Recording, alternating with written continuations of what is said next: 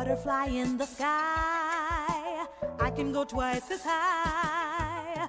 Take a look, it's in a book, a reading rainbow.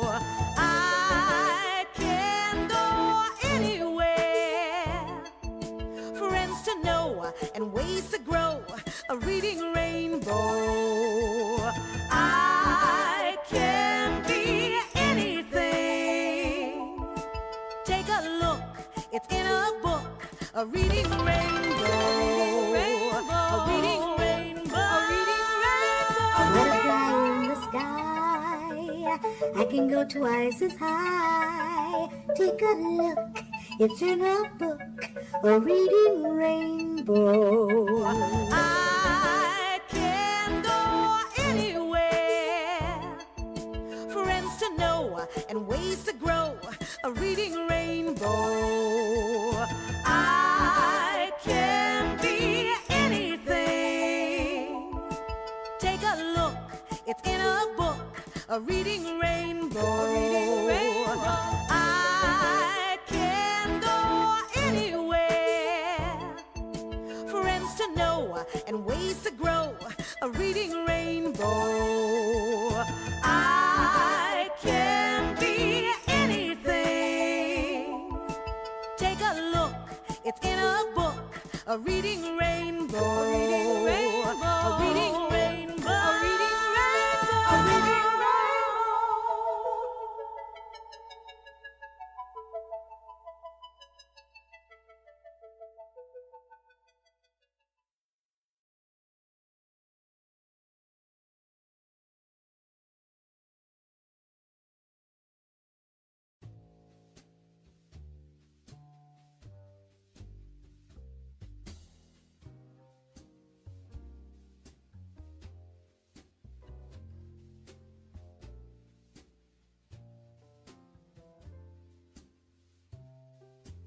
Good morning, everybody.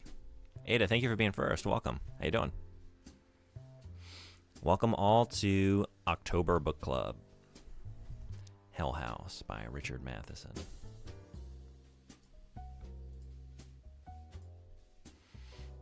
This book was so awesome. So to start off, like usual, I'll just pull up the Wikipedia page, run through this synopsis, so anyone who's hanging out that didn't read it or just wants a refresher on the events of the novel can catch up.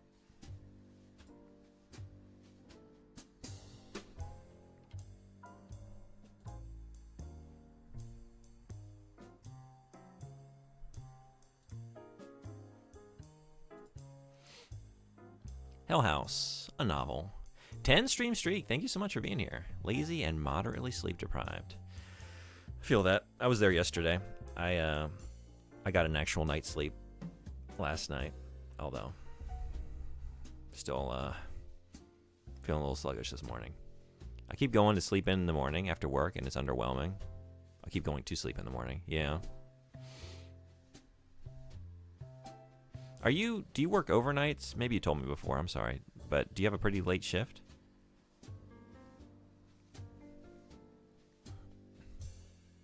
The amount of sleep I get even after naps at work. Yeah. Yeah, I'm at work right now too at 3 in the morning. Oof, okay. That's rough. I couldn't do it. I had like a brief period in my life where I worked some overnight shifts and destroyed me. But I hope it's going as well as it can go. Have you read Hell House? Hell House is a horror novel by American novelist Richard Matheson, published in 1971. This is my second Richard Matheson book. I have read I Am Legend, and now that I've read this, and I like this even more than I Am Legend, so I think I'm just going to keep checking out more, because this was incredible. So good. Plot. The story centers on 4 people: Dr. Lionel Barrett, a physicist with an interest in parapsychology, his wife Edith, and 2 mediums, Florence Tanner, a spiritualist, and Benjamin Franklin Fisher, who had visited the haunted house 30 years prior. Maybe I should make that a little larger. Let's see, I can trim this off.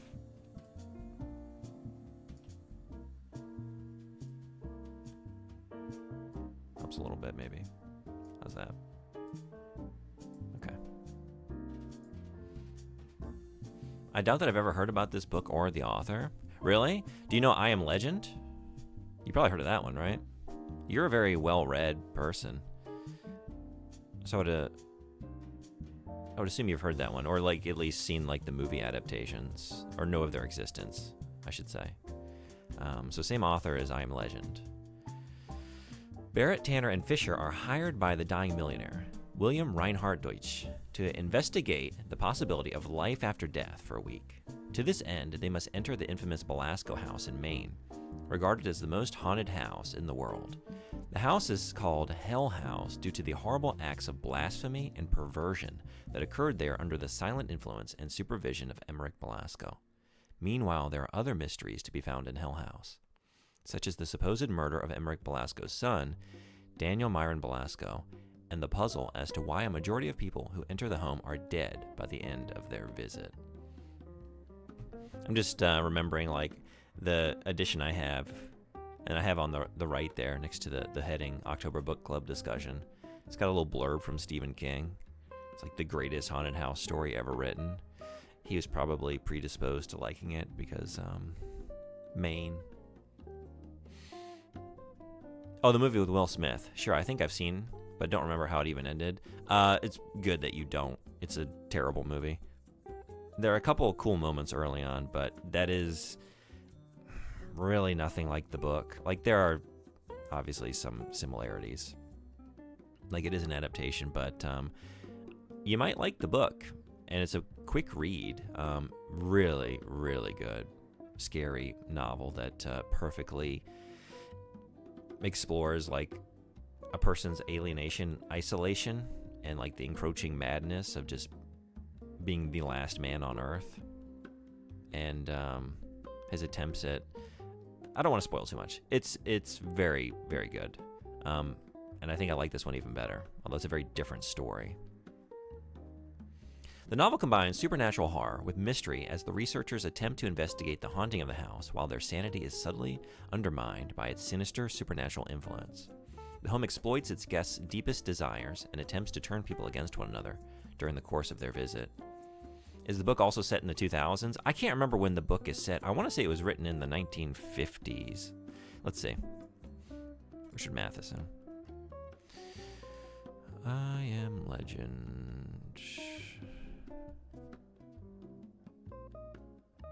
1954, filmed as The Last Man on Earth, which I have seen. That's it's got that's the one with Vincent Price, which is goofy, but goofy in a fun way. Like the one with Will Smith is just goofy in a dumb way. I mean, this is dumb too, but yeah. I mean, I'm always down for a Vincent Price film. You're always gonna have a good time with him. But yeah, no one's really done the novel right, in my opinion. It deserves a revisiting. But I mean, it's such a fundamental, like, foundation for so much, like, post-apocalyptic fiction. Whether, like, vampires or zombies or whatever the case is. So a lot of films and later books and just games and media have, like, loosely, they haven't adapted it, but they've taken its themes and a lot of the atmosphere. And I don't know, there's probably some earlier novels that even predate this that it was influenced by, but going back and looking at, like, literary past, like, it's the earliest point that I've personally read that I can really see the foundation for later post-apocalyptic fiction that we see so much of now. Could you see Will Smith going around stores just grabbing stuff? I wonder if the book has anything close to that. Yeah, it does. I mean, it's let's see, it's set in 1976. Okay, sorry, yeah, I forgot to answer that part of it. So, you do have, I mean, it is, like, for a while, the movie seems to be adapting it closely. Yeah, you have a guy just basically, like, he's the last man on Earth, so he does, like, he's got his little fortress in his home, and he goes out and he gets supplies, and he's always, like, worried about encroaching darkness. I've read this book, Object of Power. How you doing? We're not actually talking about it, although we can talk about I Am Legend real quick. and maybe like stall in case anyone else who read Hell House. So we read Hell House by the same author, Richard Matheson. But I was just talking to Ada about I Am Legend. So yeah, a lot of that is the same, but then from there it does take a turn. And yeah, the novel is way more bleak, and it's really a different experience. It's worth visiting. It's a great read. But like I said, it's a very different story, but I think I would even rank this novel above it. I absolutely love this book. The end is so much better. Yeah, it is. I mean, it's hopeless, right? And the name means something. I don't want to spoil it in case Ada ends up reading it, but I Am Legend comes to mean something in the novel, in the ending, and like a subversion of and a change of perspective to like recontextualize that phrase, that idea. And the whole book is built around those themes of like the predator and the prey are in the eyes of the beholder, right? Who is really the monstrosity here? And the movie like really gets away from that. Yeah, I really think the movie was pretty dog shit. Although there are a couple scenes early on that are really well done that made me think when I went to see it in the theater that it was going to be better than it turned out to be. Also, the vampires look so fucking dumb. That's like the biggest crime in the movie. Like, if they looked better, you could get away with more poor storytelling because at least they'd be creepy, but they're not. They're just dumb. Monogatari Shinobu arc, where they go to the universe where all of humanity was turned into vampires, is better than I Am Legend movie. I don't know that. Should I check that out?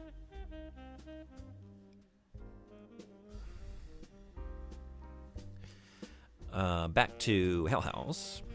The novel combines supernatural horror with mystery as the researchers attempt to investigate the haunting of the house while their sanity is suddenly undermined by its sinister supernatural influence. The home exploits its guests' deepest desires and attempts to turn people against one another during the course of their visit. During the investigation, various influences begin to affect each character's personal weaknesses. Florence through her belief in spiritualism and her over-eagerness to rid the house of its evil. Dr. Barrett through his almost arrogant disbelief in, disregard for, spiritualism. His debilitated physical condition, having suffered from polio when young, and his belief in science and the power of the reverser machine he has built to rid the house of its haunting. Edith through her personal fears, insecurities, and pent-up sexual desires. And Fisher through his deliberate inaction, which he calls caution. Hell House's potency comes from its apparent ability to corrupt those who enter it before bringing about their destruction, both mental and physical. Like, most importantly, what was so great about this book is the cast of characters. They were all so compelling and so complex, and it focalizes through them separately. And you get such a breadth of perspectives on the haunting, even like where they overlap. You can see major differences because you have Benjamin Franklin Fisher and you have Florence, and they're both mediums, but how they approach, like Fisher having been a survivor of like a previous expedition to the house decades earlier, and the entire crew of scientists and spiritualists who went to the house, they all ended up dead and tortured and destroyed, or in the rare case that any of them survived, just driven to madness. And he was just like a young kid, and he's the only one who survives, and they find him like naked on the front porch, just like vomiting blood. And so he's got that trauma, and he was like the most powerful psychic medium in the country for a long time. And then like that experience so traumatized him that he couldn't really ever fully engage with his abilities again. And he was like, he took to just like fraudulently, like he got accused of fraud and just was basically like laughed out of his career. And now he's just like a very broken man that really has no purpose. And that's what drives him back to the house. But he's so guarded and lacks so much confidence in his own ability that he doesn't open up to the house for much of the novel. He just kind of like holes up And then you have Florence, who's the exact inverse of that, another medium who comes in and is just like willingly engaging with all of the manifestations and spirits in the house, and like she, to her own destruction. Like she is tricked by the house. And it's a really, truly horrifying scene when she realizes how she's been deceived by the house, which I guess we'll get to in a minute. But adaptations. In 1973, the novel was made into the film The Legend of Hell House, which I have not seen. I need to see this. Oh, thank you. I wonder if it's any good.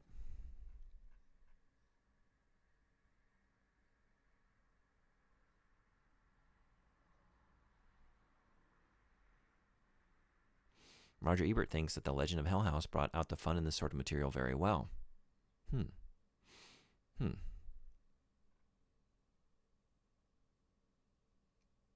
Yeah, I think I'm going to check this out. So, let's jump in. It might just be me today. I don't know if anyone else read it, but I'll talk a little bit in case someone else who read it shows up. And we can chat a little bit about the book's contents.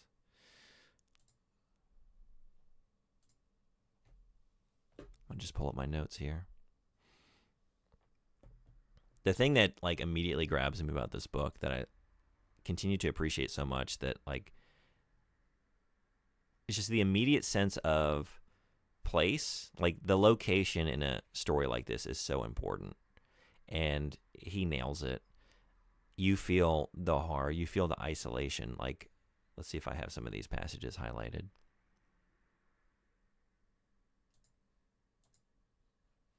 Actually,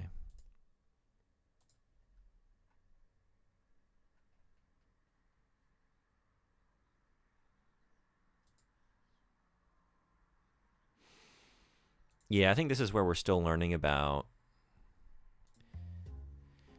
So, like I mentioned when I was reading the synopsis, you have like a wealthy man who is dying, who is desperate to know whether or not there is an afterlife before he goes, and so he hires this crew, a man of science, or at least like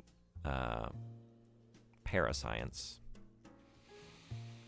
who's like investigating the supernatural, who's going to come into it with a scientific approach, and then the two mediums are going to come into it with a spiritual approach. And then the scientist, Lionel Barrett, his wife comes along as well because she can't bear to be separated from him. She's so, like, it really gets into her personality and psychology as well. And she's just so desperate to never be left alone that she will follow her husband into a haunted house rather than be left alone at home. I really can't find anything from that arc on YouTube. Oh, bummer. Okay. I'll keep it in mind, though, if I ever see a chance to check it out. That sounds cool. So you get, like, little subtle things. They're not so subtle, but just, like, through dialogue, like we're going to set up things in the house for you. Like, we have a generator because there's no power. There's no telephone connection. We have, like, a field telephone we've set up that you can contact us. You're really out there in the middle of nowhere. There's a couple that's going to come deliver your meals. They refuse to spend any longer time in the house. Like, they just kind of come and go. You don't even, like, sometimes they just, like, come downstairs and they see the meals laid out. Like, for a long time, they don't even see the couple. They get, like, little glimpses of them as they're, like, exiting through the door. So you really feel isolated. And I think I probably highlighted some points where they're, like, making their first drive to the house, which we might get to in a second because it's early on. Yeah, I love just, you get enough information in this early dialogue when they're being told about the house. I'm afraid it isn't, he admitted. It's the Mount Everest of haunted houses, you might say. There were 2 attempts to investigate it, one in 1931, the other in 1940. Both were disasters. 8 people involved in those attempts were killed, committed suicide, or went insane. Only one survived, and I have no idea how sound he is. Benjamin Fisher, one of the 2 who will be with me. Summary. Ararage forgot to do his summer homework assignment. So he accepts help from the vampire Shinobu to go back to the future a couple days, but they wind up 12 years back in the past. Move again, but end up in an alternate universe where Shinobu annihilated all of humanity by turning it into zombie vampires that come out at night. Okay, unfortunately, spoiler. That sounds like a wild time.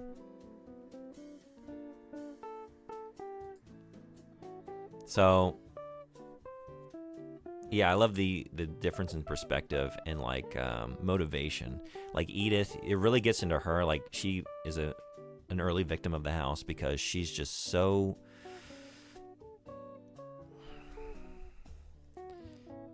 lacking in confidence and also purpose. She feels kind of like dwarfed by the big personalities around here, even maybe not personalities, but like their abilities and their purpose for being there. Like she's just sort of hanging on to her husband desperately, clinging to him as he pursues his life's work by testing this machine in the house.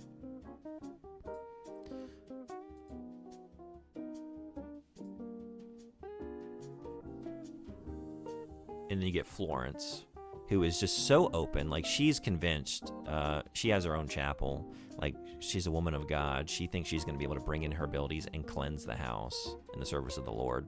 And she's very vulnerable because she opens herself up, like mentally and spiritually, to the house, and unwittingly allows the ghost, turns out to be one presence, to take advantage of her. Yeah, you have Barrett's skepticism, and then Fisher's just desire to, like, subconscious kind of desire to make up for, to come back to the house and face his fears, and also like to find some purpose for himself, but he's so frightened of that potential that he still closes himself off to it and doesn't really do much for much of the novel. He just sort of hangs around smoking cigarettes and drinking coffee. He nodded again, trying to think. It was obvious she didn't want to stay behind. He could appreciate that. Except for his 3 weeks in London in 1962, they'd never been separated since their marriage. Would it really hurt that much to take her? Certainly she'd experienced enough psychic phenomena by now to be accustomed to it. So this is Barrett thinking, about the possibility of taking his wife Edith to the house and maybe putting her in harm's way. Like, he doesn't believe that it's a haunting, but his whole deal is like, he does believe in like supernatural events, but his theory is that it is lingering energy, basically, that imbues the environment. It's not a conscious force. And actually, there's a really good moment. It's actually pretty late in the book, but where was that? Yeah, here.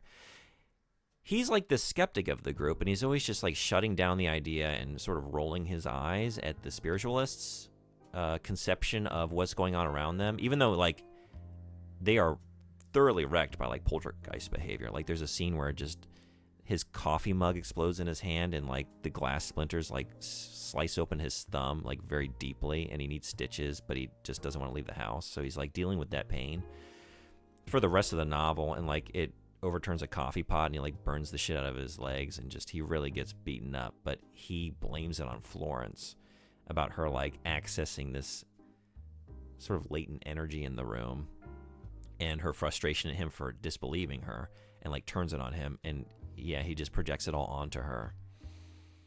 And so you have like him in opposition to them, but then within himself, within his own field, he's also like dealing with parapsychology, and he's not taking seriously in the world of science. That's kind of what he's so desperate to prove to himself and his peers and the world at large, is like, this is a study, this is a field to be taken seriously. He was hardly deluding himself into thinking that the world of science would topple in submission before his accomplishment.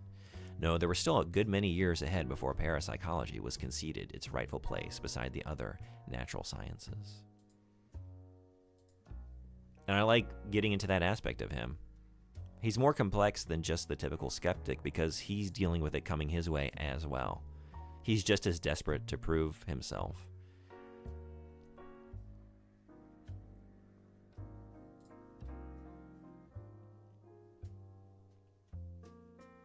So yeah, back to that moment. Still, that house was such an unknown factor. It hadn't been called Hell House without reason. There was a power there strong enough to physically and or mentally demolish 8 people 3 of whom had been scientists like himself. Even believing that he knew exactly what that power was, dare he expose Edith to it? He dared. He dared.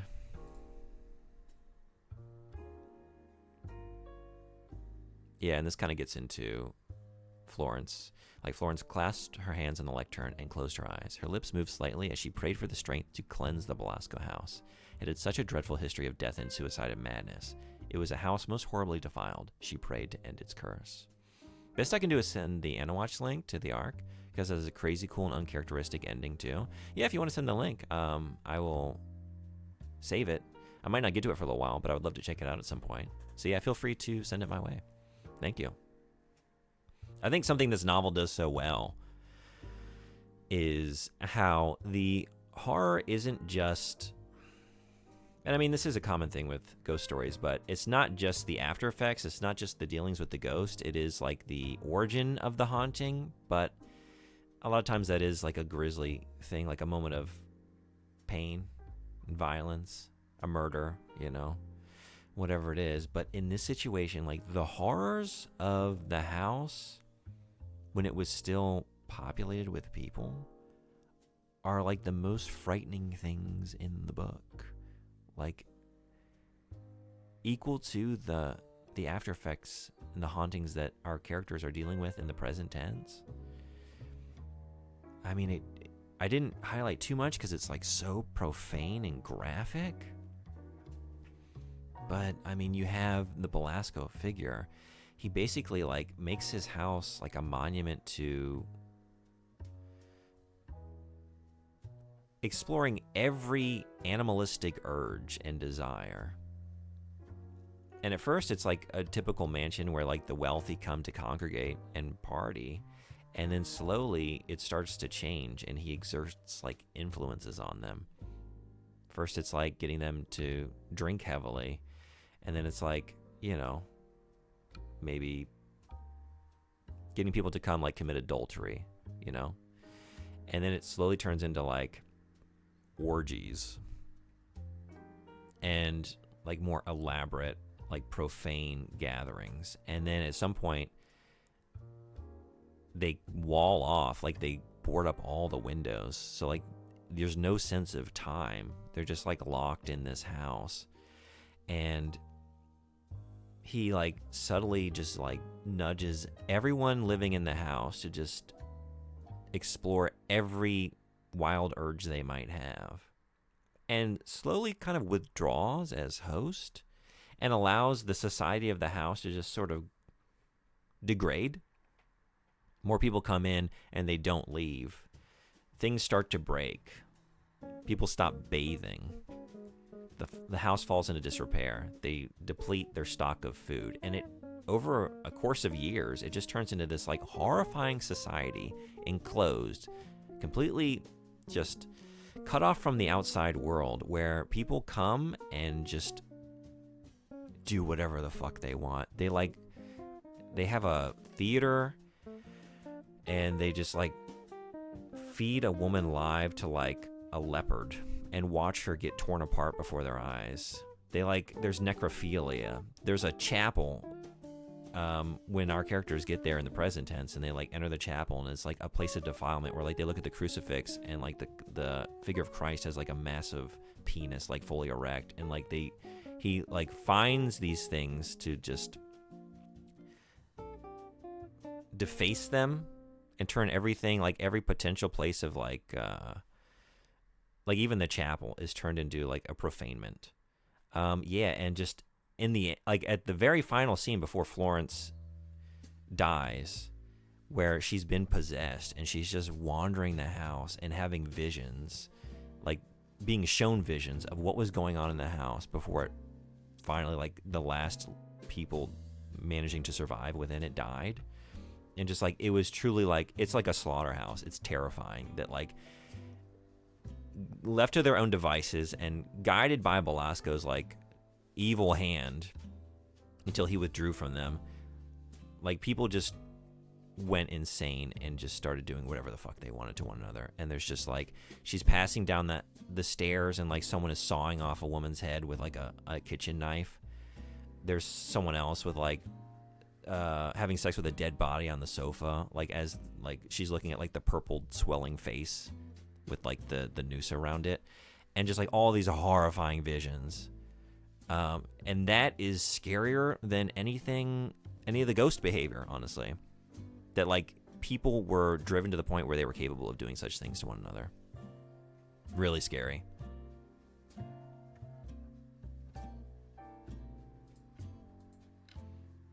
But there are some amazing moments early on. Yeah, this is getting back to Edith. The worst haunted house in the world threatened her less than being alone. Like, she knows the stories. It's a nationally known Hell House. You know, and they know that there's only been one survivor in the past. The past expeditions to like go seek the origin of the haunting or deal with it, and it's Fisher. And given that he's such a broken man, like nobody should be willingly going into that house.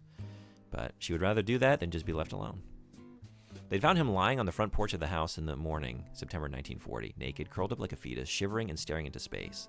When they'd put him on a stretcher, he'd begun to scream and vomit blood, his muscles knotting, rock-like. He'd lain in a coma 3 months in the Caribou Falls Hospital. When he'd opened his eyes, he'd looked like a haggard man of 30, a month short of his 16th birthday. Now he was 45, a lean, gray-haired man with dark eyes, his expression one of hard, suspicious readiness.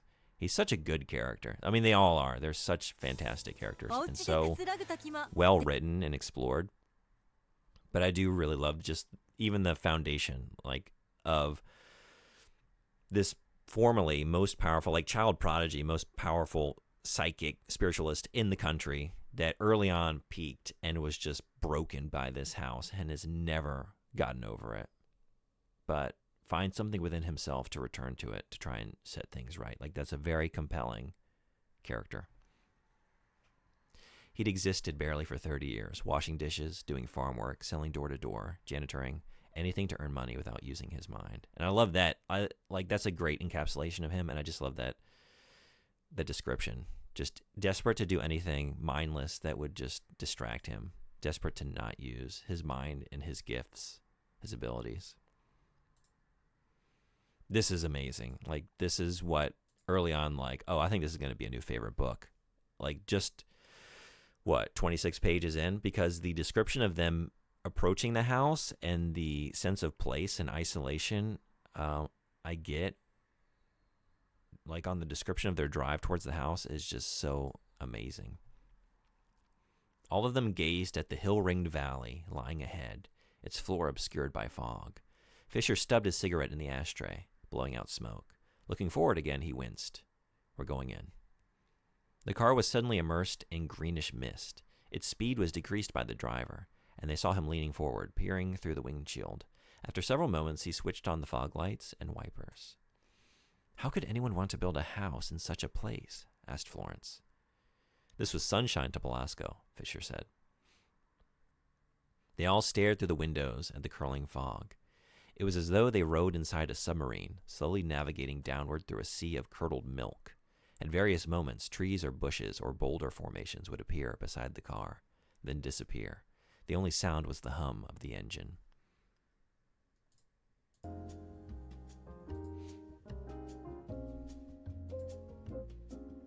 At last, the car was braked.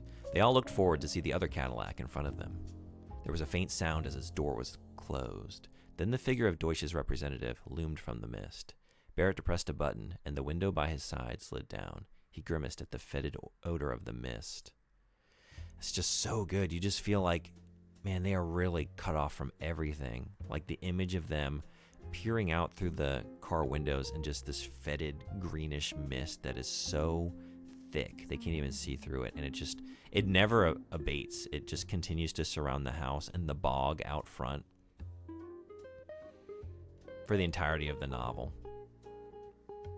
And then they get there, and the whole place, like, the generators failed. So, like, the first leg of the book is them in this enormous mansion that is just completely dark and cold, and they're navigating it with just flashlights and candles alone. And the images there are just so, like, it's such a good introduction to the house. It's so creepy. They're just like a flashlight beam chances across something and they find like the profane crucifix in the chapel or something. Fisher had been reaching in to locate the light switch. Now he found it, and they heard him flick it up and down without result. So much for restored electrical service, he said. Obviously the generator's too old, Barrett said. Generator? Edith looked surprised again. There's no electrical service here? There aren't enough houses in the valley to make it worth the effort, Barrett answered. How could they put in a telephone then? It's a field telephone, Barrett said. He looked into the house. Well, Mr. Deutsch will have to provide us with a new generator, that's all. You think that's the answer, do you? Fisher sounded dubious. Of course, said Barrett. The breakdown of an antique generator can scarcely be classified as a psychic phenomenon. This is doing a lot of work. I just love, again, the sense of isolation you get, and then also like how all the characters respond to it, and you get a sense of their outlook and personality in the scene, in dialogue, in this moment. Really well done.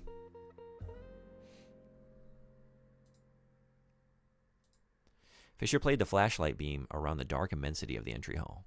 The narrow cone of light jumped fitfully from place to place, freezing momentarily on hulking groups of furniture. Huge, leaden-colored paintings, giant tapestries filmed with dust, a staircase broad and curving, leading upwards into blackness, a second-story corridor overlooking the entry hall, and far above, engulfed by shadows, a vast expanse of paneled ceiling. Such a great image, like just this house completely in darkness. They eventually get the lights on and it still maintains the horror, but I love the sense of disorientation and like the sketches, the contours of the place that you get for a long period of time before they finally do. And then by the time the lights are on, the other horrors that have awoken are so scary that it still maintains that sense of dread, even though there's like a sense of warmth and safety in the light.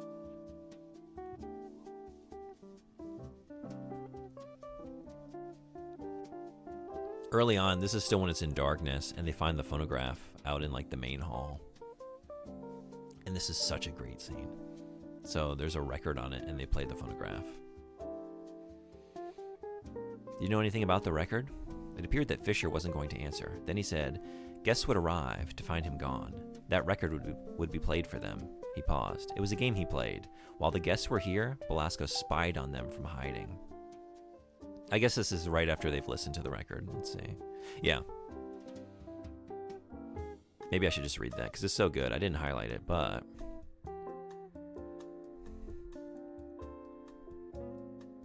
yeah, actually, I love this scene. I'm going to read through this. She was standing on the far side of the hall. Their footsteps clicked in broken rhythm on the floor as they crossed to her. You shouldn't have done that, Miss Tanner, Barrett said. You caused us undue alarm. I'm sorry, Florence said, but it was only a token apology. I heard a voice in there. Edith shuddered. Florence gestured toward the piece of furniture she was standing beside, a phonograph installed inside a walnut Spanish cabinet. Reaching down to its turntable, she lifted off a record and showed it to them. It was this. Edith didn't understand. How could it play without electricity? You forget they used to wind up phonographs. Barrett set his candle holder on top of the cabinet and took the record from Florence. Homemade, he said. Belasco. Barrett looked at her intrigued. His voice? She nodded, and he turned to put it back on the turntable. Florence looked at Fisher, who was standing several yards away, staring at the phonograph. Barrett wound the crank tight, ran a fingertip across the edge of the steel needle, and set it on the record edge. There was a crackling noise through the speaker, then a voice. Welcome to my house, said Emmerich Belasco. I'm delighted you could come. Edith crossed her arms and shivered. I am certain you will find your stay here most illuminating. Belasco's voice was soft and mellow, yet terrifying, the voice of a carefully disciplined madman. It is regrettable I cannot be with you, it said. But I had to leave before your arrival. Bastard, Fisher thought. Do not let my physical absence disturb you, however. Think of me as your unseen host, and believe that, during your stay here, I shall be with you in spirit. Edith's teeth were set on edge. That voice. All your needs have been provided for, Belasco's voice continued. Nothing has been overlooked. Go where you will and do what you will. These are the cardinal precepts of my home. Feel free to function as you choose. There are no responsibilities, no rules. Each to his own device shall be the only standard here. May you find the answer that you seek. It is here, I promise you. There was a pause. And now, Auf Wiedersehen.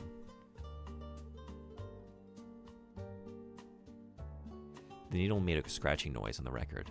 Barrett raised the needle arm and switched off the phonograph. The great hall was immensely still. Auf Wiedersehen, said Florence, until we meet again. Lionel?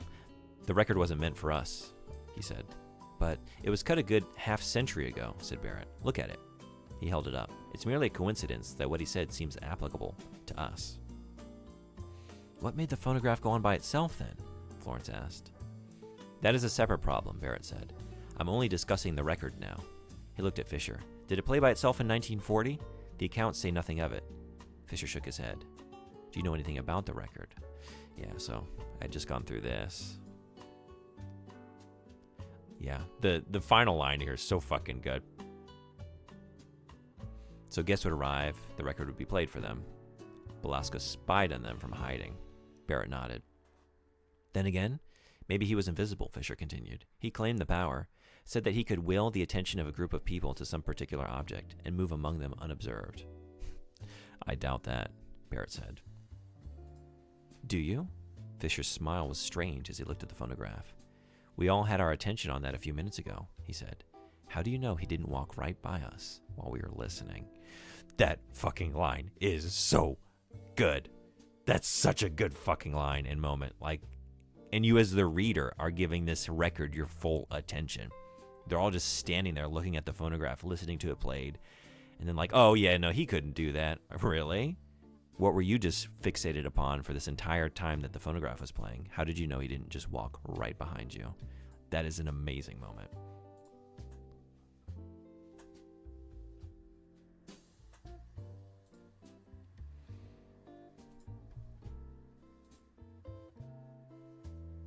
Yeah.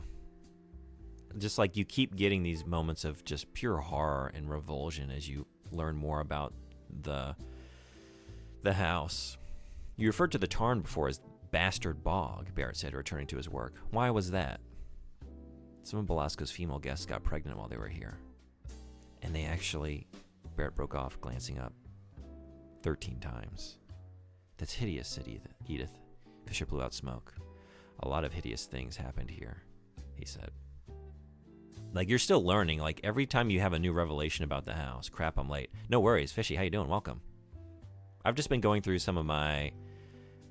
I'm still kind of early. We're on page 43. I'm just going through stuff I highlighted. And I just went through the bit, where they play the phonograph for the first time. And I love the line where they listen to it, the recording to greet all the guests to the house. And then Fisher's saying, he claimed that he had the power to will the attention of a group of people. And Barrett's skeptically, I doubt that. Do you? How do you know he didn't just walk right behind us? It's one of my favorite lines in the book. How did you feel about the book?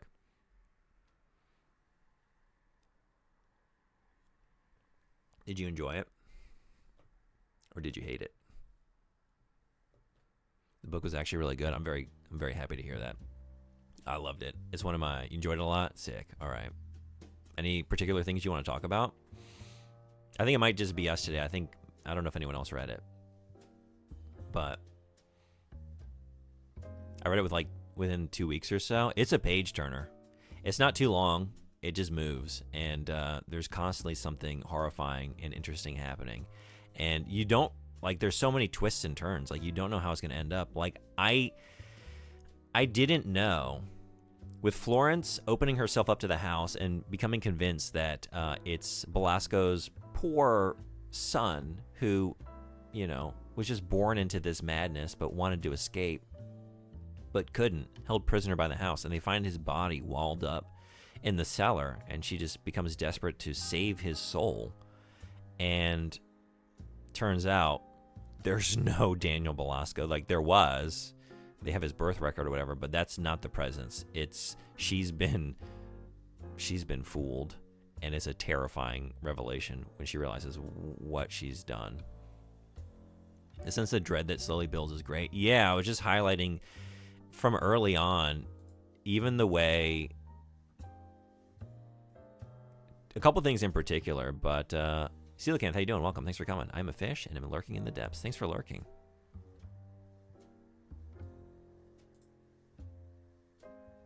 Oh, this is afterwards, although I don't think I read that. But, like, this whole bit with driving in towards the house, you know, and the fog, the green miasma, like a sea of curdled milk.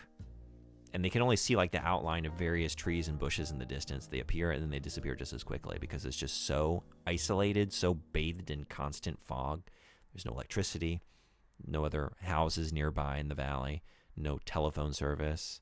Like, it's nasty. Ew, indeed, yeah. Hi, late, I'm Ada. Hi, fish, I'm Ada.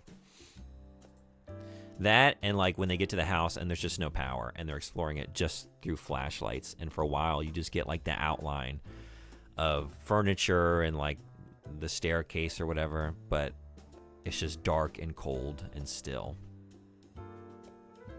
Yeah, it's perfectly immersive. Have you read anything by Richard Matheson before?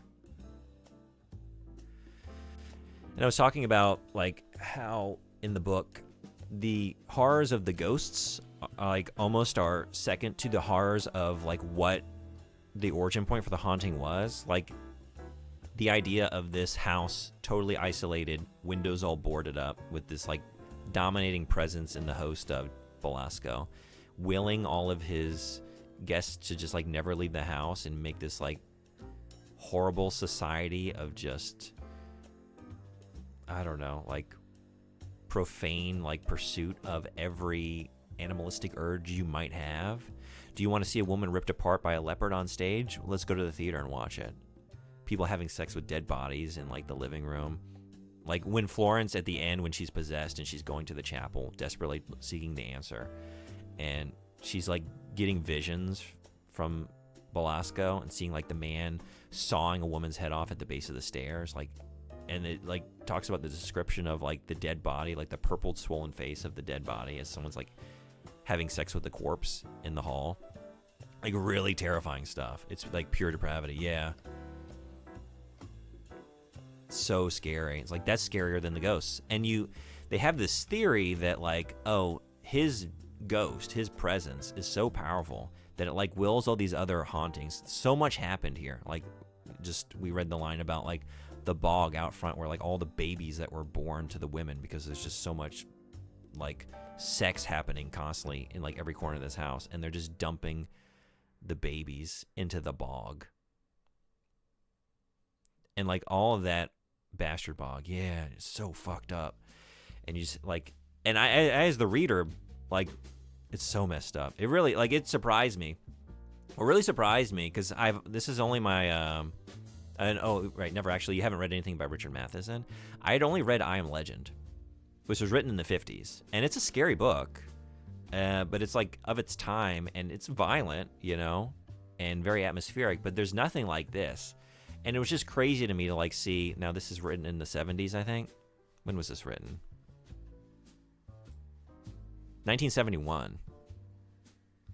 It's like only having those two reading experiences with this author. It's like we went from, like, a scary story about vampires and a man's isolation or whatever, and some violence, to just, like, the most insane display of violence and gore and sexuality. Like, it's so unhinged, the stuff that happens in this book.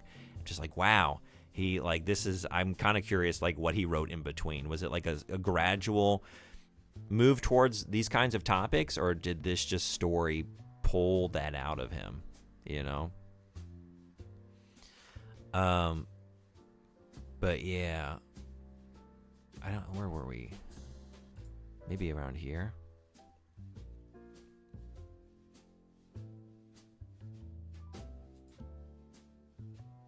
I think this is maybe where I got up to. Weirdly, I actually felt like it wasn't unhinged. It just felt like horror written really well. Yeah, I guess I just mean, like, maybe not unhinged, like, in that way. Just, like, no restraint, I guess I should say, with the subject matter. Like, I thought coming in from, like, it's not a criticism. I was just surprised, I guess, surprise coming in from I Am Legend, which is a more understated story, as I guess my only point. Where, like, the subject matter is not as intense, and then reading this, like, wow, like, everything is just so crazy. Like, the scenes of sexuality are so descriptive.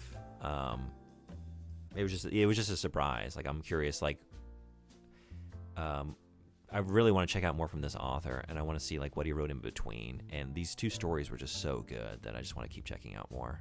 And I'm curious. Sometimes you just get a sense of, like, the kind of subject matter an author might deal with or the way they describe things, and they're two very different reading experiences. Yeah, which was a pleasant surprise. Like, the book continued to surprise me as it went. I like Barrett's description of his take on the haunting and, like, what's going on. In contrast to the mediums who just see it as a haunting, what is your alternative explanation? An alternative far more interesting, albeit far more complex and demanding, namely the subliminal self, that vast concealed expanse of the human personality which, iceberg-like, inheres beneath the so-called threshold of consciousness. That is where the fascination lies, Miss Tanner, not in the speculative realms of afterlife, but here, today, the challenge of ourselves, the undiscovered mysteries of the human spectrum, the infrared capacities of our bodies, the ultraviolet capacities of our minds.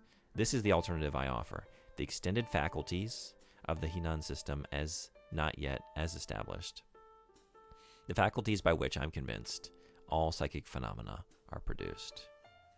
I do need to read I Am Legend. It's a really good book. Have you seen the movie? Or movies? Any of the adaptations of it?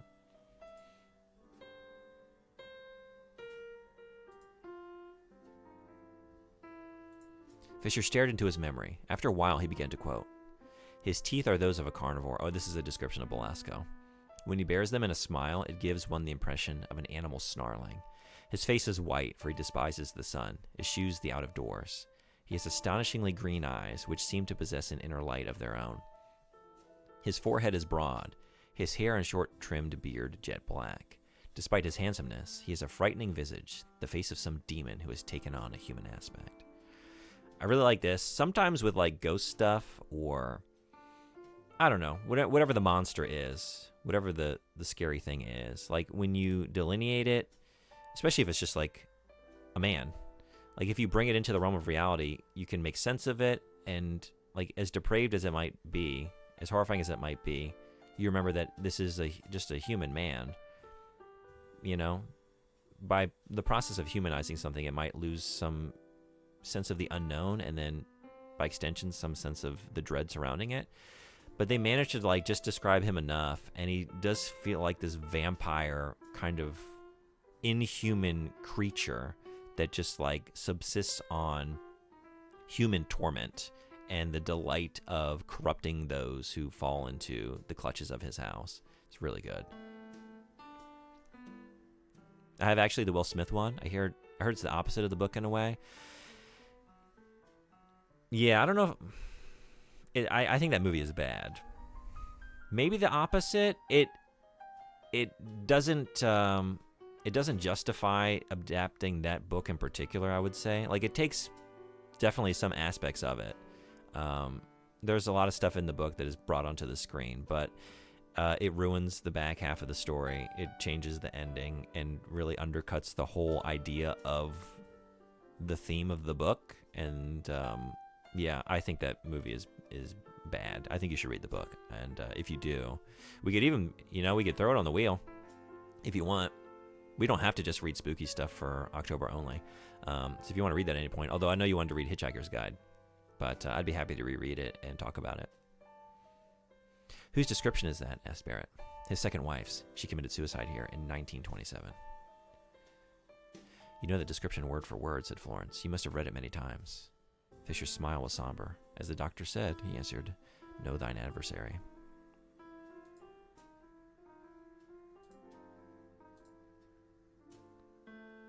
Yeah, this is getting into just kind of what I've touched on, like the debauchery. Is the word I kept searching for in my mind, and I couldn't quite get it. The debauchery of the house before the haunting, like when it was still populated. I don't mind adding it. Let's do it. Is that your pick for today? If you want to think on it some more, but I can throw it on the wheel at any time if that's your pick for November. Yeah, let's add it. Okay, let's do it. I cleared everything off, and so it'll be yours and mine, and let's see if anyone else comes in to add. Anyone hanging out comes by today, feel free to put a book on the wheel. You don't have to have read this month's book, or, you know, if you just want to participate next time, if you just want to throw something on the wheel, feel free. All are welcome. What am I? I Am Legend.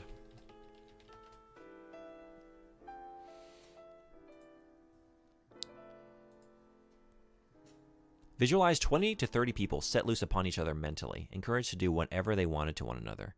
No limits set but those of imagination. As their minds began to open up, or close in, if you like, so did every aspect of their lives together. People stayed here months, then years. The house became their way of life, a way of life that grew a little more insane each day. Isolated from the contrast of normal society, the society in this house became the norm. Total self-indulgence became the norm. Debauchery became the norm. Brutality and carnage soon became the norm. How could all this bacchanalia take place without repercussions? Barrett asked. Surely someone must have, what's the expression, blown the whistle on Belasco? The house is isolated, really isolated. There were no outside telephones. But just as important, no one dared implicate Belasco. They were too afraid of him. Once in a while, private detectives might do a little probing. They never found a thing. Everyone was on their best behavior while the investigation was taking place. There was never any evidence, or if there was, Belasco bought it. Yeah, I cleared it off. I cleared it off before October because we were going to do, spooky books only. So I thought, let's clear it back off again if people wanted to resume their normal picks. Also, there were some picks on there from April and May, and I was looking at some of them, if someone hasn't participated in the book club since then, or come back in, I'm not trying to punish anyone, but you and others that tend to read the book or come in and participate, I want to say if someone hasn't engaged in a couple months, I'm going to take their pick off unless they come back in and re-add it, and that gives a chance, to just encourage people to read, or I guess reward. This is my teacher. This is my teacher self coming out. We're going to reward the students who read the book by giving them incentives.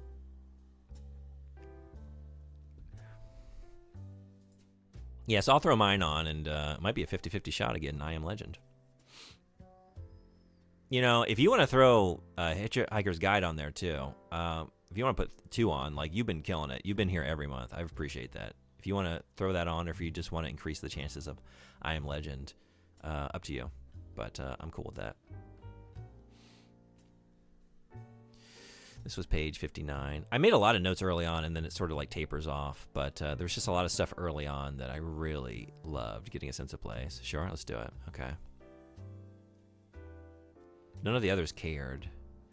By then, they were so far gone that all they were concerned with was their daily diet of debaucheries, as Belasco put it. They were at the bottom by 1928 by delving into mutilation, murder, necrophilia, and cannibalism. Yeah. The descriptions of them, just filthy hair, hanging down, matted, people just injured, starving, drunk, all the the heat goes in the house. It's just frigid. It's just people those that are still surviving, that are not dropping off into death. Just with their last remaining energy, just, I don't know, filthy orgies in the theater, necrophilia, just all kinds of shit going down in every corner of the house. It's so crazy. By then, everyone but Belasco, this is it, was at an animal level, rarely bathing, wearing torn, soiled clothes, eating and drinking anything they could get their hands on, killing each other for food or water, liquor, drugs, sex, blood, even for the taste of human flesh, which many of them had acquired by then. And every day, Belasco walked among them, cold, withdrawn, unmoved. Belasco, a latter-day Satan observing his rabble, always dressed in black, a giant, terrifying figure, looking at the hell incarnate he'd created. How did it end? Asked Barrett. If it had ended, would we be here? It will end now, Florence said. Barrett persisted. What happened to Belasco? No one knows, said Fisher. When relatives of some of his guests had the house broken into in November of 1929, everyone inside was dead, 27 of them. Belasco was not among them. Such a good creepy line. And you don't know what happened to him until like the very end of the book. Fishy, did you have a favorite character in this cast? This is a great exchange here. It's occurred to me, Florence said as she settled herself, that the evil in this house is so intensely concentrated that it might be a constant lure to earthbound spirits everywhere. In other words, the house might be acting like a giant magnet for degraded souls. This could explain its complicated texture. What is one supposed to say to that? Barrett thought. I like that response, this man of science. What do I even say to that? And she turns out to be very wrong.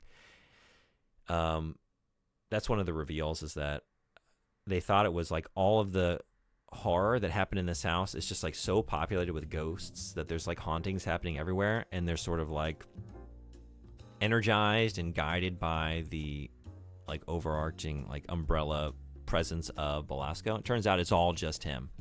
He just like has the ability to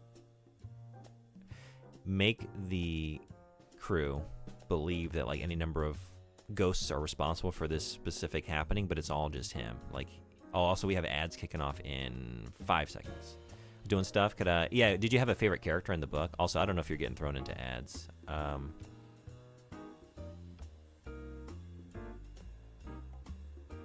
Might be.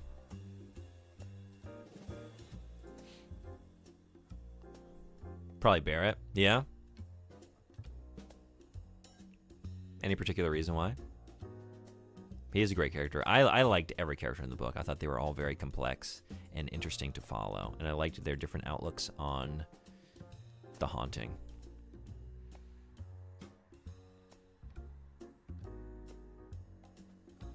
Barrett smiled, just showing off. What I'm trying to say is that the specimen consists of cell detritus. Oh, this is where they're like examining the ectoplasm. After the first time they have like Florence sit and like engage her mediumship, and like you get the ectoplasm and it makes like a veil over her face, and it like makes this sort of face like a ill-defined mask, like a shroud. It's really vivid. It's such a cool description. They're there in the darkness and they're just like watching this emanate from her and consume her as she's like tapping into these presences in the house, what they think are presences. Really cool. The specimen consists of cell detritus, epithelium cells, veils, lamellae, filmy aggregates, isolated fat grains, mucus, and so on. Which means that what the spiritualists refer to as ectoplasm is derived almost entirely from the medium's body, the remainder being admixtures from the air and the medium's costume, fibrous vegetable remains, bacterial spores, starch grains, food and dust particles, etc. The bulk of it, however, is organic living matter. Think of it, my dear, an organic externalization of thought, mind reduced to matter, subject to scientific observation, measurement, and analysis. He shook his head in wonderment. The concept of ghosts seems dreadfully prosaic compared to that. And I like that. Like I was saying before, his exploration of parapsychology, like he's not taken seriously by the scientific field in general. Like he's looked at with skeptical eyes when he talks about his work by the broader scientific community. And then he sort of projects that same skepticism onto the spiritualists around him. And I think that's an interesting dimension to his character.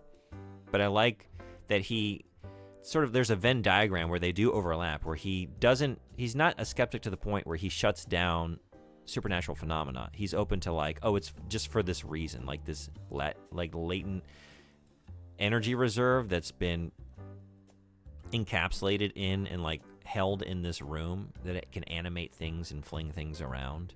And he's got like these vast theories about what it is, but they're also good and well written. Yeah, really. Like I love that again and again we get all their different perspectives on the event, the haunting, and they're all trying to make sense of it through like their own lens, through their own worldview.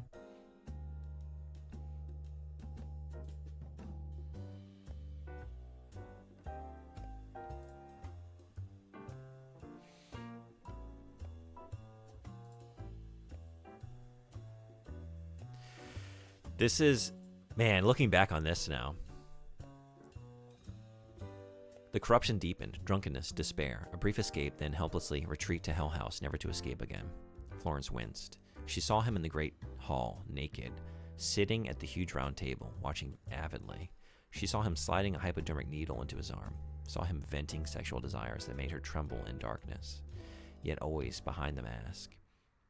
The face that Hell House had created cowered the boy, wanting to flee but incapable of doing so, wanting love but finding only license. This part is so well done. Like her believing, and I believed with her as the reader, that like in the chaos, in this multiple hauntings in this place, you had this poor kid that was born into it, that did succumb to it. Like, he's not innocent, but he was definitely a victim of like being born into this like debaucherous society and all of the evilness surrounding him. And he wanted to escape, but couldn't. And then was like walled in. You don't really ever learn like who did it and why, but they find his corpse walled up in the cellar, like behind the wall. You have all of these things that affirm her reading of it, that he was just a victim. And she's like finding his presence as like the one haunting in the house that she can save. You know, she wants to free him from it. And then like that be the first one, like the first domino to fall, and one by one free every ghostly presence in the house until they finally make it to Belasco. And you think it's a good plan. And like as the reader, like you can have some skepticism about what it is, but like you have seen enough to know that like it's the real deal. It's Barrett is incorrect in his reading of this. Like it's a real haunting. It's not just like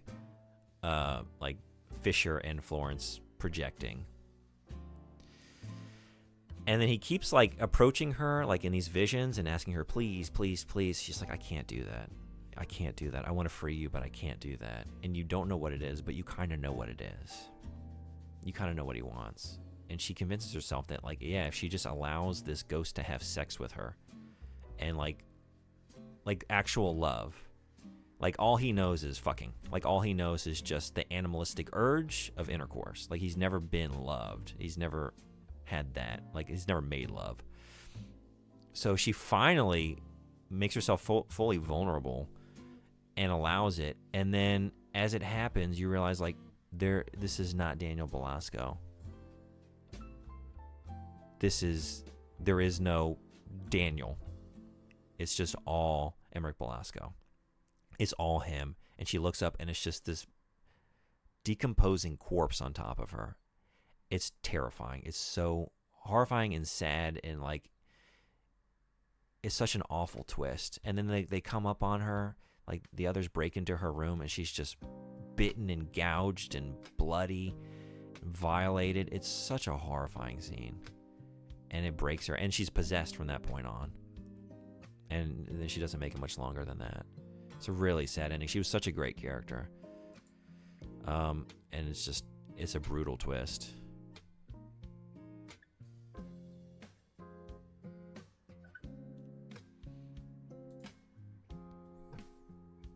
Yeah, I think this is, you always like, throughout the book, you still have like this eventual unveiling of his reverser machine. And I am wondering, like, even though I know the whole time, like, it's not going to work, there are fucking ghosts here, dude.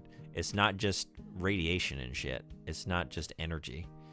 But on some level, like, I just am anticipating what happens when he finally uses the machine. And like, one of the final acts of Florence being possessed by Belasco is to try and destroy the machine. So it does kind of trick you into thinking like maybe it will have some effect on him, like for the wrong reasons. Like he's misinterpreted, like it is ghosts, but maybe by destroying through radiation, this lingering energy, which kind of turns out to be part of it, right? It'll work. It'll clear the house. And so she destroys it, and that kind of reinforces that. Like, oh yeah, her possessed by Belasco wanted the machine out of there because it fears it. Electromagnetic radiation, EMR, is the answer then, he said. All living organisms emit this energy, its dynamo, the mind. The electromagnetic field around the human body behaves precisely as do all such fields. Spiraling around its center of force, the electric and magnetic impulses acting at right angles to each other, and so on. Such a field must impinge itself on its surroundings. In extremes of emotion, the field grows stronger, impressing itself on its environment with more force, a force which, if contained, persists in that environment, undischarged, saturating it, disturbing organisms sensitive to it, psychics, dogs, cats, in brief, establishing a haunted atmosphere. Is it any wonder, then, that Hell House is the way it is? Consider the years of violently emotional, destructive, evil, if you will, radiations which have impregnated its interior. Consider the veritable storehouse of noxious power this house became. Hell House is, in essence, a giant battery, the toxic power of which must, inevitably, be tapped by those who enter it, either intentionally or involuntarily. By you, Miss Tanner. By you, Mr. Fisher. By my wife. By myself. All of us have been victimized by these poisonous accumulations. You most of all, Miss Tanner, because you actively sought them out, unconsciously seeking to utilize them to prove your personal interpretation of the haunting force.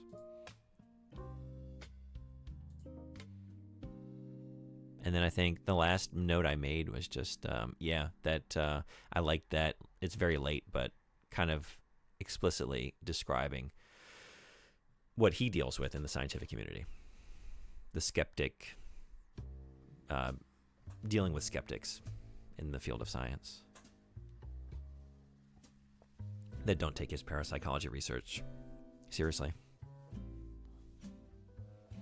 Any final thoughts from anyone on Hell House?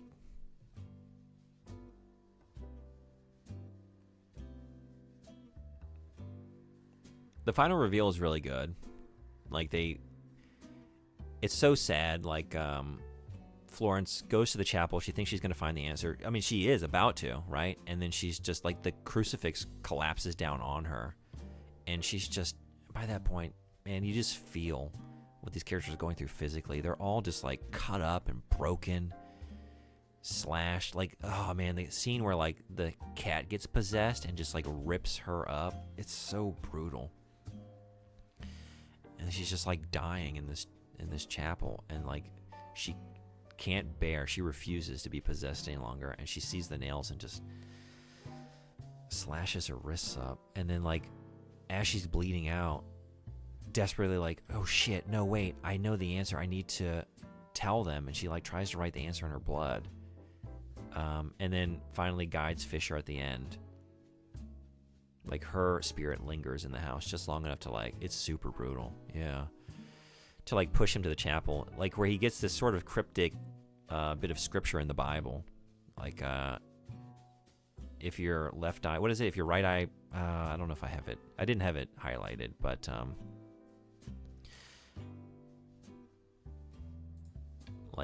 and it is a line of scripture I've heard before, but if your right eye, whatever, profanes you or whatever, pluck it out, something like that. But anyway, all that to it's a very cryptic way of getting at the fact that Belasco, it's a weird reveal. They pull away the wallpaper and they have this staircase that descends down below the chapel, and his corpse is there in the wheelchair, and they find out he was actually a small man. He was not the giant, and he had had his legs surgically removed and then worn these prosthetics to increase his height. And you realize even the origin point for all of this horror, all of this evil, all this violence and torture and murder, death, was just a broken man, a weak, broken man who had his own shit that he projected out, that he just was desperate to it's all ego. That's the big revelation. It's all his ego and the projection of an ego that actually isn't based in his physical confidence about his physical self. And that's how Fisher finally destroys the ghost, by basically just insulting him. They just roast the ghost into non-existence, and but it's a good ending. In a story like this, I want to say, even if the climax is perfectly done, it's always the least compelling part of the tale.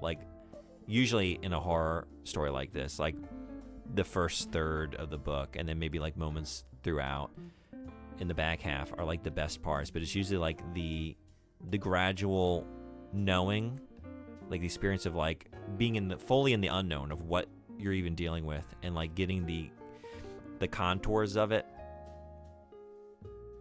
you know. But it's still like it leaves so much to the imagination that for me in a horror tale, that's usually the scariest and most interesting part of the story, like early on when you just don't know and your mind is kind of going crazy with possibilities. And yeah, but then there's like enough scary stuff throughout the book that it continues to be, till the very end, very compelling. Yeah, the way they beat him is kind of silly. It's a little silly. It works pretty well. Yeah, I was like thinking, like, I don't know, at a certain point they have to finally deal with the man, you know. And it's like that's what the movie Seven did so well too. There's like a line from Morgan Freeman's character in it, right? Like, he's just a man. Like, you're going to build up this image of the serial killer, the murderer, the evil, you know? And then when you finally meet the man, it's never going to compare to, like, the horror that your imagination conjured up. And that's kind of what I'm getting at, like, with most scary stories. When you finally see the horror revealed in full, you can at least make sense of it, even if it's very frightening. You can make sense of it as a thing, a physicality to it. It has dimension. It can be understood. And the not understanding and the veiling of something in the unknown is the scarier part of it. So it's always going to kind of be, on a certain level, even if it's perfectly done, a little underwhelming. It is a little silly.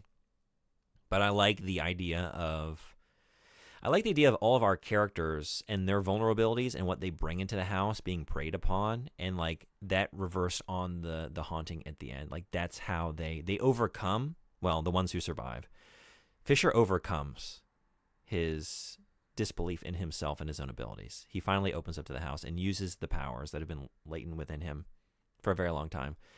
And he finds the weakness in Belasco and turns that. And like, so the way that Belasco preyed upon them is in turn the way that he is defeated. And there is there's a satisfying narrative conclusion there. So even if it is a little silly, like I still thought it was well done.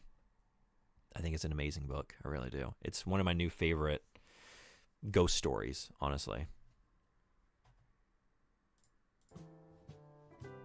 I can't think of like a haunted house story that I've liked more, to be honest.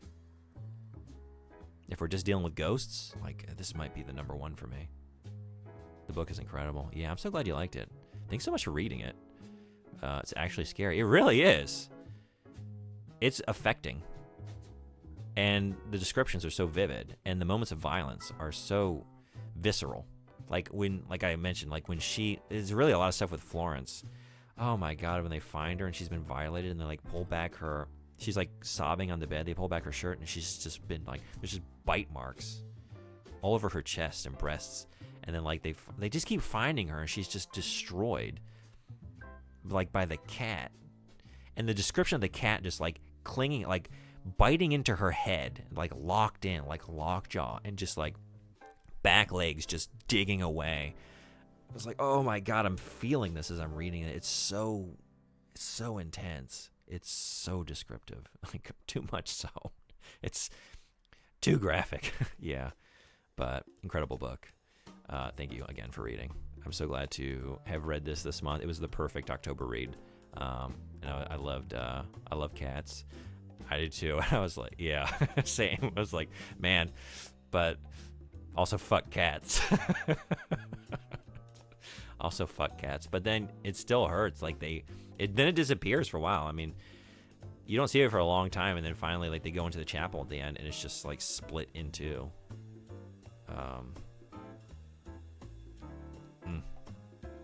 What a book. What a book. But what's our next book? Let me put on...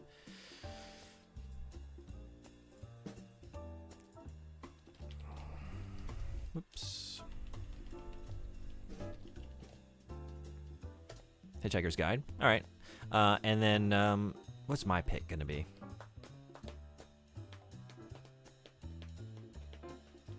I've been, like, thinking about this, and I don't know. Let's see. Also, this needs to be moved over a little bit. Or maybe like that.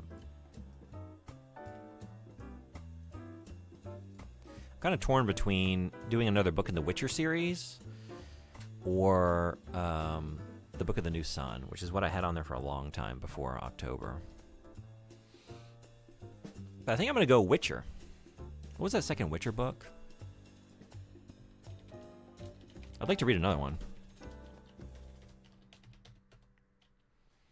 And we had a good turnout for when we read I think that was our first book club, though, right? But maybe this will get a couple people to jump back in if we continue. Sword of Destiny. I'm going to put Sword of Destiny on there. I also think that would be a good November read. All right, anyone lurking, hanging out? If you want to throw anything, let me check the Discord server just to make sure. If anyone wants to add a book to the book wheel for next month's book club, please let me know. Last chance, last call for literature.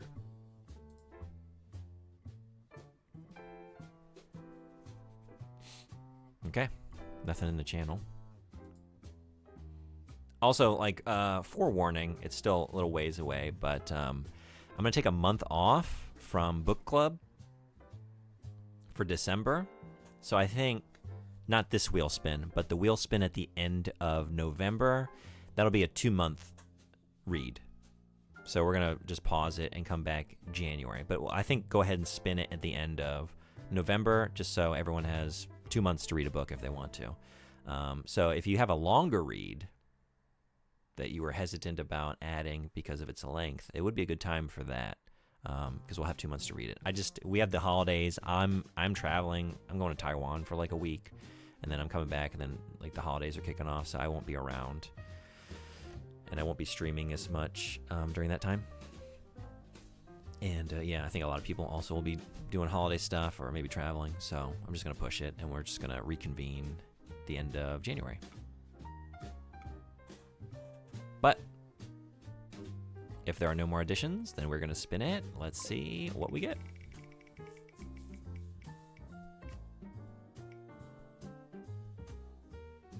Hitchhiker's Guide. Tempted to put up something else, but I already have two. What do you think? And I can throw it on for next time. Well done, Fishy. Congrats. You finally got it. That's been on there for months and months, so I'm so happy that you finally got your pick. What was your other pick?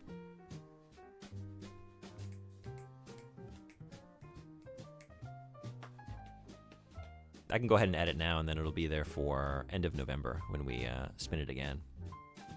Actually, I'm going to take this off. I think I'm just going to... I actually was reading this book, Sword of Destiny. I think I will have it finished by then. So I'm going to think... I'm going to think on a longer book, I think. That maybe I held off on adding because a month is kind of a big ask to read that by then. But if we got all of December and January, I feel better about putting it on. But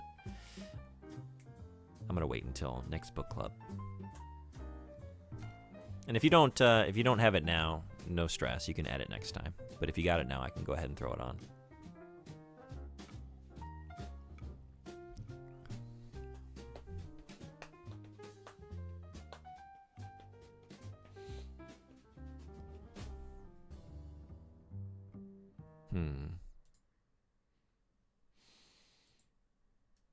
Let me find it. Okay.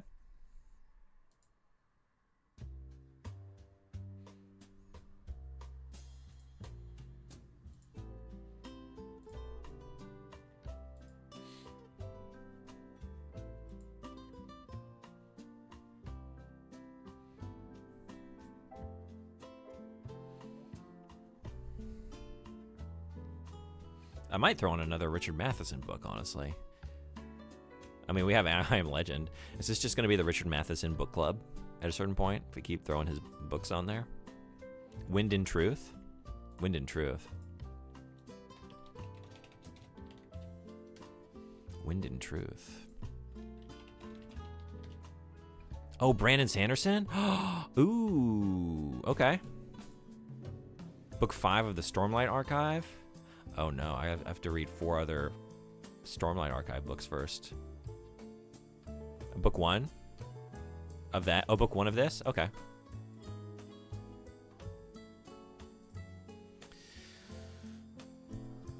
The Way of Kings.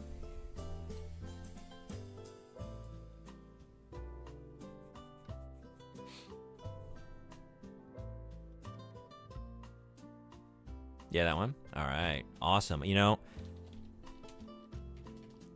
there are like a couple things really high on my reading list right now. One is reading the rest of the Witcher series. And second is checking out more Brandon Sanderson because Elantris was so good. Yeah, good pick. Okay, so I'll take Wind and Truth off since that's book 5. All right, I'll think about mine. I don't know. But I'll add it next month. But for next month, again, we're reading The Hitchhiker's Guide to the Galaxy, which is going to be very fun. I've read that a couple times, actually, but it's been a little while. So it's always fun to revisit that book. It's such a good time. Yeah, and then we'll spin it at the end of November and have 2 months to read that book. So we're going to take December off. Be back in January. Hell yeah. Thanks again, Fishy, for participating and always reading the book. I really appreciate you. It was great. I'm so happy I had someone to discuss Hell House with today because, man, I loved it. Let's play some video games. So I'm going to just step away for a minute or two, take a quick break, and then get the game up. We're going to play Exposure Appalachia, which is the Game Jam game, the Spooktober game that St. Coelacanth did the soundtrack for, which I'm very excited to check out. I think it's a visual novel. I don't know much about it, but we'll get that going. Yeah, thanks for coming. So anyone here that wants to hang around for some video games, I'll see you in just a couple minutes. If you're heading out, thanks so much for coming to the October Book Club. It's great having you. Hope to see you next time for Hitchhiker's Guide. All right, be right back.